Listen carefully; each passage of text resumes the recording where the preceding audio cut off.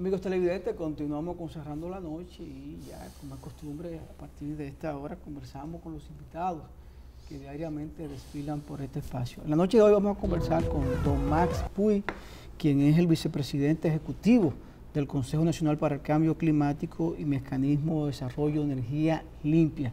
La verdad que es una institución que en el pasado desconocía, y después de la llegada de don Max Puy veo una institución nueva, con mucho brío, que participa en las discusiones y presente en eventos y actividades muy importantes que se desarrollan a nivel mundial. Don Max, bienvenido, buenas noches. Buenas noches, Giovanni, buenas noches, Junior, y buenas noches a todas las personas que nos miran y nos escuchan en este momento. Muchas gracias por la oportunidad. No. COP26. Sí. Semanas celebrada en la República Dominicana, una importante delegación en la que estuvo, además de usted, el ministro de Medio Ambiente y Recursos Naturales. Y sería bueno socializar con la audiencia de Cerrando la Noche la importancia de este tipo de encuentros de carácter internacional y los desafíos que tiene para la República Dominicana montarse seriamente, no en el discurso, en la lucha contra el cambio climático. ¿Cómo no, Junior? Mira, realmente se está diciendo mucho, pero quizás no se tiene plena conciencia de la grave situación por la que está atravesando la humanidad. Desde la existencia del planeta Tierra como tal, ¿verdad? Y esto estoy hablando de hace millones de años, se han producido modificaciones sin cesar. Y en el clima justamente se han dado esas modificaciones. Pero desde hace muy poco tiempo, apenas siglo y medio, 2 siglos, se están dando modificaciones inéditas, totalmente distintas a todas las que se produjeron durante millones de años. Y ustedes me preguntarán, ¿por qué? Bueno, porque se están dando modificaciones importantes en el clima, pero esta vez esas modificaciones han sido producidas por el ser humano, por el hombre. Es la gran diferencia. Y fundamentalmente en su actividad productiva, el ser humano ha estado utilizando materiales de la propia naturaleza que afectan la naturaleza, es decir, la transforman. Y esto tiene que ver con el hecho del surgimiento del sistema de producción industrial. Porque con el sistema de producción industrial, basado naturalmente en las maquinarias, estas maquinarias tienen que ser activadas. Y la activación se da sobre la base del uso de determinados combustibles. Y esos combustibles son, en primer lugar, el carbón. Históricamente ha sido el carbón, el petróleo y el gas. En un primer momento, nadie le prestó atención a las consecuencias que pudiesen derivarse del uso de esos combustibles. Al contrario, se puede decir que lo que había era una gran satisfacción de que a partir del uso de esos combustibles se podían poner en funcionamiento todas las maquinarias, comenzando por las maquinarias de las industrias generadoras de electricidad, porque toda la sociedad moderna gira en torno al uso de la energía. Se puede decir que algunos han dicho incluso que las sociedades modernas son energívoras, porque son altas consumidores de energía. Bueno, y todo eso sobre la base de esos combustibles, el carbón, el petróleo y el gas. Sin embargo, al cabo de los años se fue observando que el uso de esos combustibles generaba la emisión de determinados gases. En primer lugar de ellos el carbono, pero otros gases también. Pero el uso del carbono, el CO2 o carbono, fue produciendo un fenómeno. Es decir, y es que este se acumulaba en determinados niveles de la atmósfera y al acumularse se producía un efecto. Y ese efecto era que eso producía un calentamiento, bloqueaban, por decirlo de alguna manera, o reproducían los efectos de los rayos solares y producían lo que se llama un efecto invernadero. Es decir, un ambiente distinto, particular. puede haber invierno, puede haber en algún país, pero un invernadero crea un ambiente distinto, es decir, con calor. Entonces el mundo se fue calentando, el planeta se fue calentando y se fue descubriendo eso.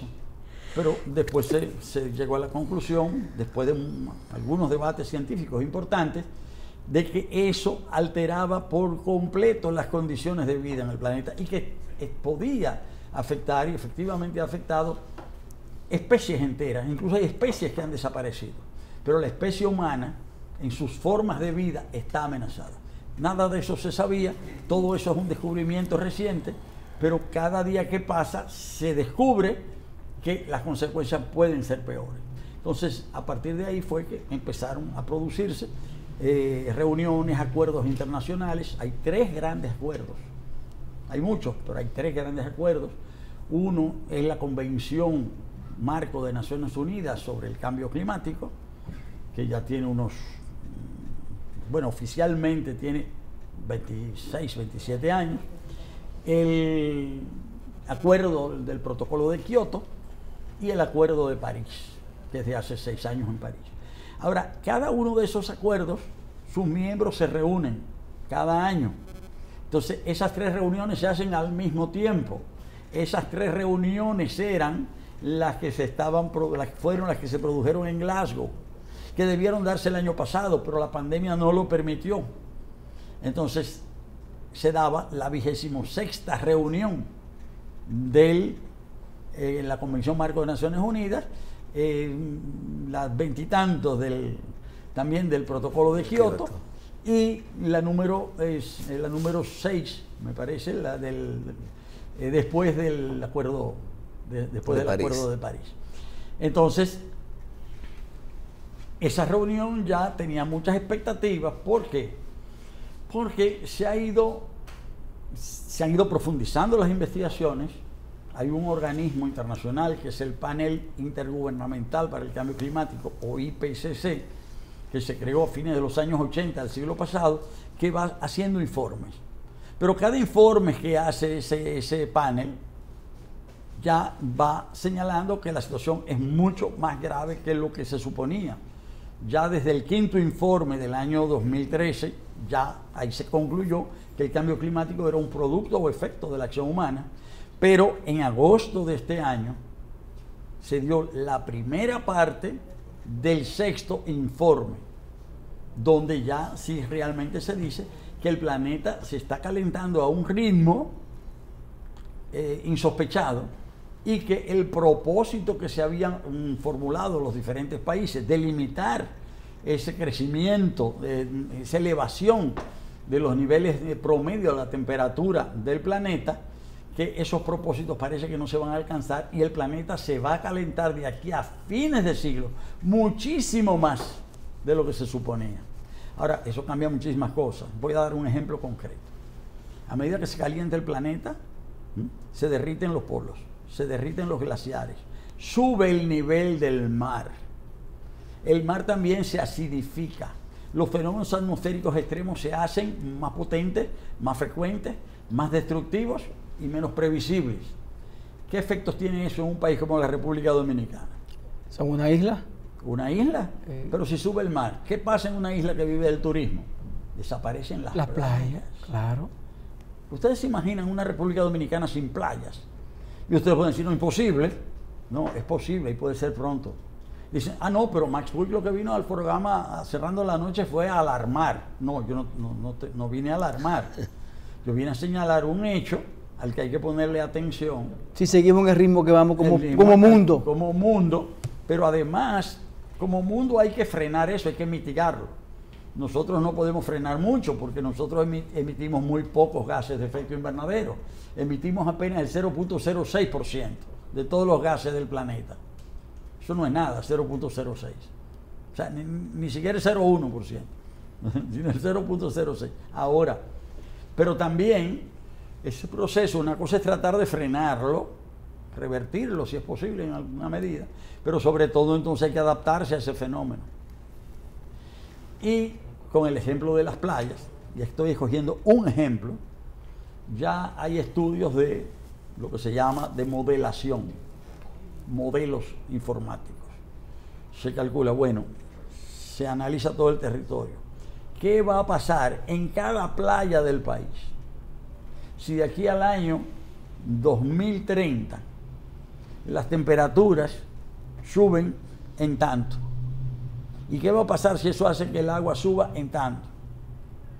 Ahora, ¿qué va a pasar si en el 2030, en vez de la temperatura subir, baja, en eso sube otro poquito más? Entonces, la modelación es eso, ver qué puede suceder si pasa esto, si pasa esto, si pasa esto, si pasa aquello.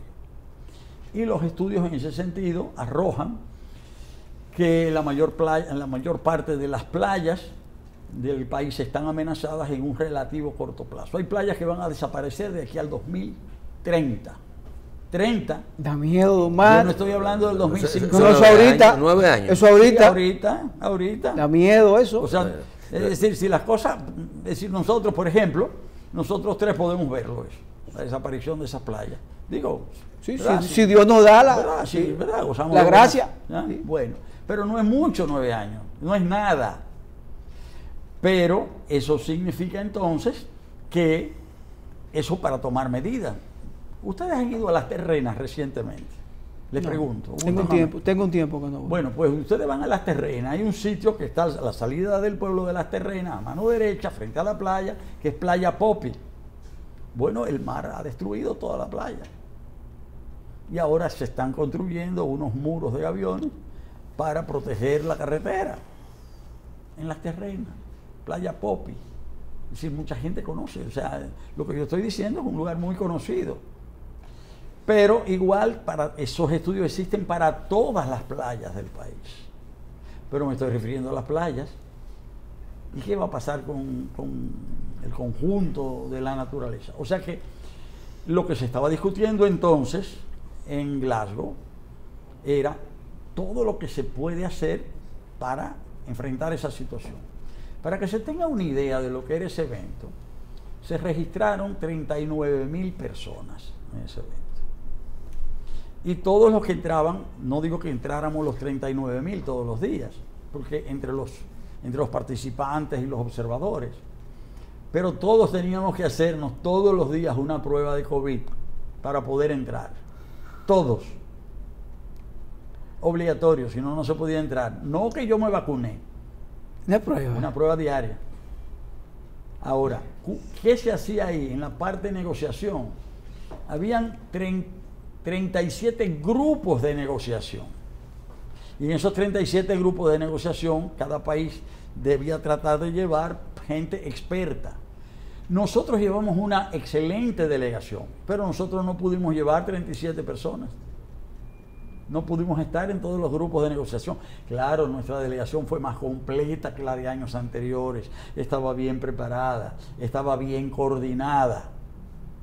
Es decir, porque había representación del Ministerio del Medio Ambiente, del Consejo de Cambio Climático, de la Cancillería, de la Comisión Nacional de Energía. Todo eso había que coordinarlo muy bien. Se hizo la coordinación, se preparó la posición país. Lo hicimos bien con una delegación que debo destacar, estaba formada sobre todo por mujeres y por jóvenes. Y se hizo un papel honroso. Y en algunos aspectos nos destacamos. Como digo, no estuvimos en todos los grupos de negociación porque éramos solo 28, pero falta un déficit para cubrir el total de grupos. Y siempre se necesitan personas para la coordinación general, para comunicaciones. Ahora, lo hicimos bien. Es decir, el grupo que fue un grupo capacitado. Ahí no había nadie de más. Ahí no había nadie paseando. O sea, ahí había que trabajar duro. Incluso como Glasgow no es una ciudad tan grande, una parte de la delegación estaba alojada en otra ciudad, en la ciudad de Edimburgo. Y esa parte que estaba en Edimburgo tenía que tomar todos los días de madrugada un tren de 1 hora para llegar a Glasgow y de noche volver. O sea, eso era desde que amanecía hasta tarde en la noche. Y debo decir que República Dominicana en esas diferentes grupos de negociación quedó bien. Eso es lo que yo puedo señalar. Señores, conversamos con don Matt Puig, vicepresidente del Consejo Nacional para el Cambio Climático y Mecanismo de Desarrollo de Energía Limpia. Interesante conversación con el doctor Tú sabes, Max Puig. Escúchame, Junior, porque hay algo que me interesa. Hoy concluye la temporada ciclónica. Sin embargo, antes de meternos ahí, hay un diagnóstico y allí se fueron a discutir soluciones. El doctor Puig ha presentado una situación grave, a pesar de que nuestra contribución a los efectos invernaderos es menos de un 1%, apenas 0.06, es decir que, casi nada. Pero vemos que los efectos parecería si fuésemos responsables del calentamiento. A grandes rasgos, ¿qué se puede hacer desde acá para mitigar esa situación? Bien, en el Acuerdo de París se acordó que cada país iba a preparar lo que iba a ser su contribución, es decir, su aporte al enfrentamiento del fenómeno. Y que cada país iba a preparar su NDC. Esas son las siglas en inglés, de contribución nacionalmente determinada. Se llama así, contribución, bueno, aporte, ¿verdad? Nacionalmente determinada, porque cada país es el que fija qué va a aportar. O sea, no es que se le dice a cada país lo que tiene que hacer, sino que cada país tiene que hacer ese esfuerzo. Y cada país presentó su contribución nacionalmente determinada e indicativa, justo después del Acuerdo de París. Pero era indicativa, era aproximativa. Pero se acordó que 5 años después cada país iba a presentar una contribución nacionalmente determinada, reforzada y ampliada. Es decir, que se iban a hacer estudios. Esos estudios, quien fijó la pauta, la metodología acerca de cómo hacerlos, fue el IPCC. Dijeron, esto se va a hacer así, se va a estudiar así. Claro, los países como República Dominicana también recibieron apoyo. Hay una organización que es una coalición de países y los grandes bancos de financiamiento mundial y de ONGs, que se llama NDC Partnership en inglés. Es decir, la asociación o la coalición a favor de las NDC, de las contribuciones. Ellos financiaron técnicos que trabajaron con el Consejo Nacional para el Cambio Climático, pero a su vez el Consejo Nacional para el Cambio Climático es un consejo, no trabaja solo. Entonces, prácticamente hay 10 ministerios que forman parte del consejo, y aparte de otras instituciones como el Banco Central. Entonces, con la ayuda de esos técnicos, República Dominicana presentó su NDC, es decir, su contribución nacionalmente determinada, revisada y ampliada antes de la fecha límite, que era el 31 de diciembre del año pasado. Ahora, con ese instrumento en realidad es un instrumento de planificación, en el sentido de que ahí se señala qué es lo que el país va a hacer con relación a la energía, qué va a hacer con relación a la agricultura, qué va a hacer con relación a la industria. Es un tema, y uno se da cuenta que este es un tema fundamentalmente económico. No se trata solo de la naturaleza, se trata de la acción humana sobre la naturaleza. Y la acción humana sobre la naturaleza, su fundamento es el fundamento productivo. Es la producción en sus diferentes vertientes la que hace que se modifique la naturaleza. Entonces, eso lo tienen que hacer todo el gobierno, pero fundamentalmente aquellas áreas del gobierno que tienen una incidencia en la producción. ¿Cuál es la primera? La que más incidencia tiene. El Ministerio de Economía, Planificación y Desarrollo. Pero ¿quiénes tienen incidencia en eso? Bueno, otras áreas del gobierno. Es actuando sobre la naturaleza, el Ministerio de Medio Ambiente. Pero lo que se hace es en base al presupuesto. Entonces el Ministerio de Hacienda es fundamental. Pero ahí hay una serie de negociaciones internacionales. Entonces, Cancillería es fundamental. Pero son fundamentales los que yo llamo los ministerios productivos. ¿Cuáles son? Bueno, el Ministerio de Energía y Minas, el Ministerio de Agricultura, el Ministerio de Industria. Entonces, es ese esfuerzo de planificación, determinando cómo se puede desde República Dominicana mitigar el cambio climático, pero también un esfuerzo para determinar cómo el país se puede adaptar al cambio climático. Porque al cambiar el clima, al cambiar las temperaturas, hay productos que ya no se pueden producir donde se producían.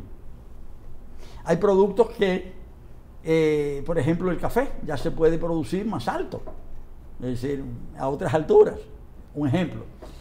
Pero también esto dice que hay que tomar una serie de medidas que son económicas con relación a recursos vitales. ¿Y cuál es el recurso vital fundamental? Es el agua, porque va a haber menos agua. Entonces ahí viene el tema del ahorro del agua, cómo se ahorra agua.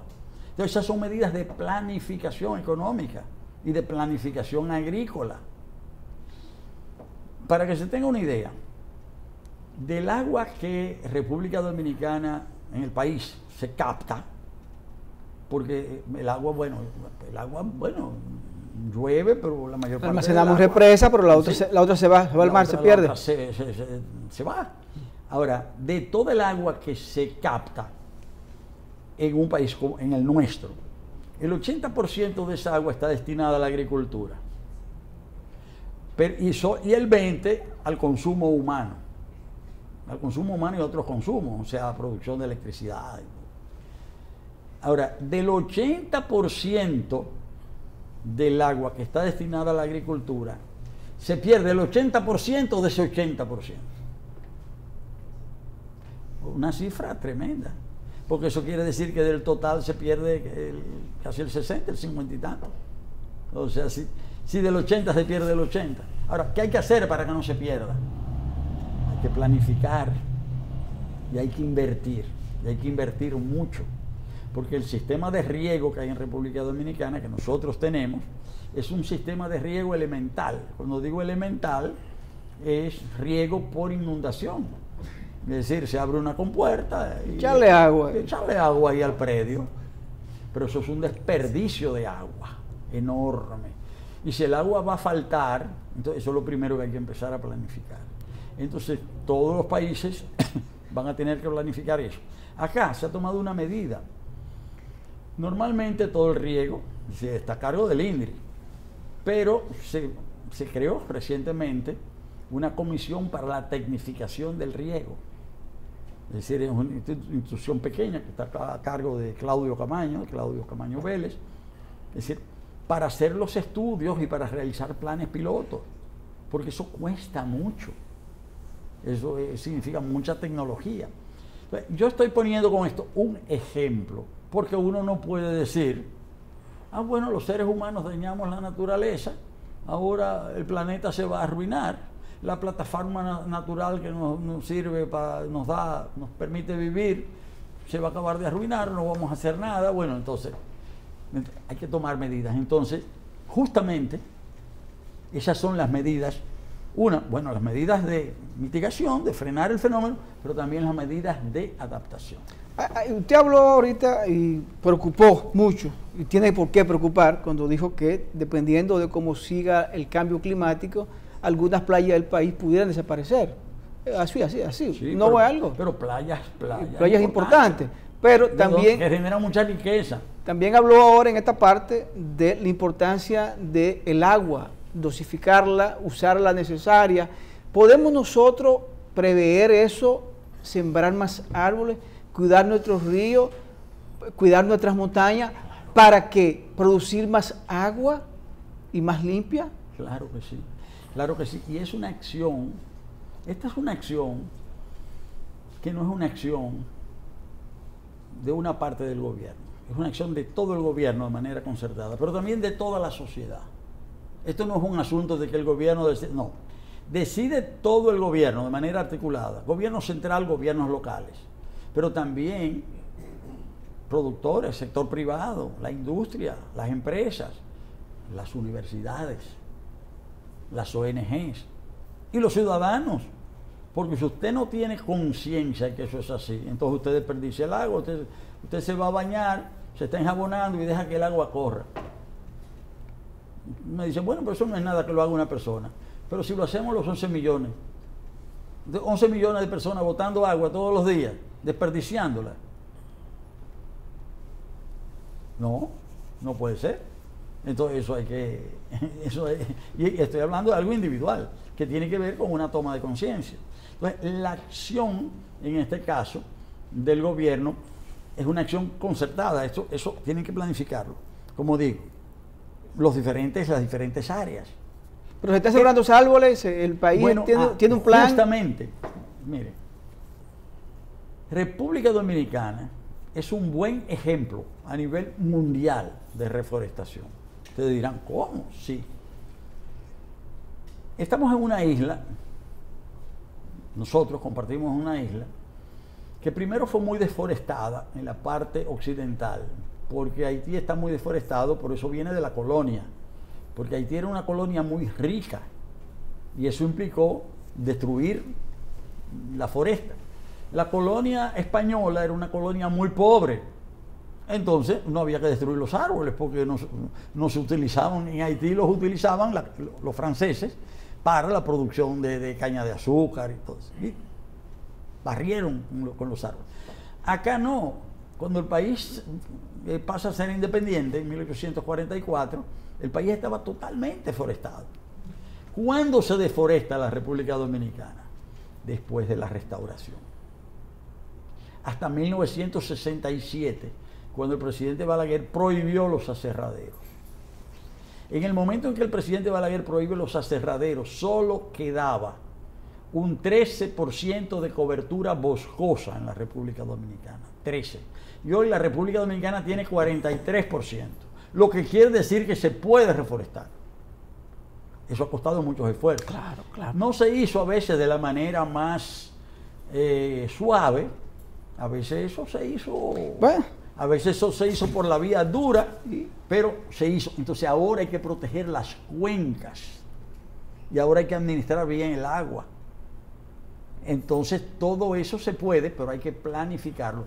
Lo que hace el Consejo Nacional para el Cambio Climático es justamente articular los diferentes ministerios para producir ese ejercicio de planificación, para definir programas en cada área, para lograr actuar en esa dirección. Qué bien que la República Dominicana tiene conciencia y que estamos encaminados a trabajar para que tengamos un medio ambiente mucho más sano. Digo conciencia porque la sociedad se está empoderando. Estamos desarrollando la conciencia, vamos a decir. Yo no quisiera decir que tenemos. Sí. O sea, estamos en ese proceso. Por lo menos por parte del gobierno tiene la intención y quiere trabajar. Por gran parte de la sociedad dominicana todavía desconoce y ve el medio ambiente como algo que nunca va a acabar y nunca va a terminar. Y el medio ambiente se termina. ¿Sí? Don Max, vamos a agradecerle que haya estado con nosotros esta noche, cerrando la noche. Gracias a ustedes. Señores, conversamos con don Max Puig, vicepresidente ejecutivo del Consejo Nacional para el Cambio Climático y Mecanismo de Desarrollo de Energía Limpia. A ustedes gracias por la sintonía. Este equipo encabezado por Junior Espinosa y quien les habla, Giovanni Almonte, nos despedimos y hasta mañana.